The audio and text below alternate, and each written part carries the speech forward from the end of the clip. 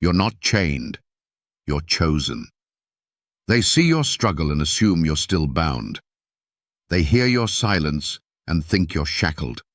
But what they don't understand is this: you're not chained, you're chosen. The enemy loves to label, he loves to define people by their lowest moment: addict, failure, prisoner, sinner. He wants you to wear the chains he forged in lies, and too many believe him.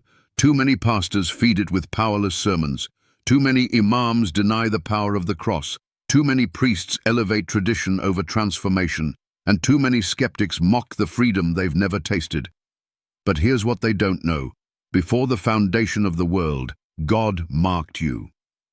Ephesians 1:4 says, "He hath chosen us in him before the foundation of the world."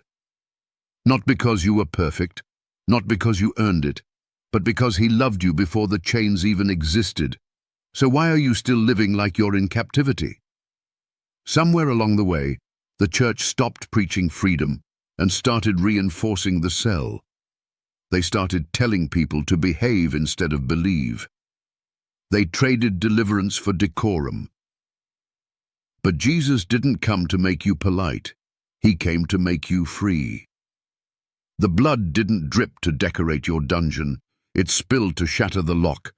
You're not chained by your past.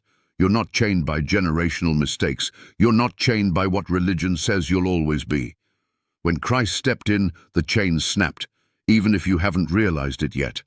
The devil doesn't fear believers who quote verses. He fears the ones who walk like they're chosen.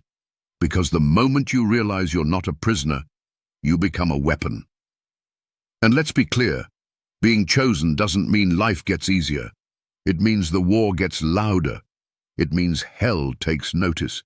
It means demons whisper, "Don't let them wake up to who they are." But you weren't chosen to be comfortable. You were chosen to conquer. Look at Moses, called from a basket, chosen yet exiled. Look at David, anointed in secret, chosen yet hunted. Look at Jesus, beloved by the Father, yet nailed to a tree. Chosen doesn't mean easy. It means unstoppable. So why are the pastors silent? Why are the priests still performing rituals that never set anyone free? Why are the imams rejecting the one who said, "The Spirit of the Lord is upon me, to proclaim liberty to the captives"? You know why? Because freedom threatens control. And a chosen man or woman of God can't be controlled. They don't need a system. They don't need approval. They walk in power, covered in grace, clothed in fire. The world says, "You're chained." God says, "You're mine." You say, "I don't feel free." He says, "I didn't choose you based on feeling. I chose you based on my plan." The cross didn't fail. The blood didn't dry in vain. The tomb didn't stay shut. And the chains didn't survive. So the next time religion tells you you're still bound, remind them, chosen people don't wear chains. You are not who they said you were. You are not what the world labeled you. You are chosen, called, redeemed, empowered, and once God chooses you, hell can't unchoose you. You're not chained, you're chosen. Prove me wrong.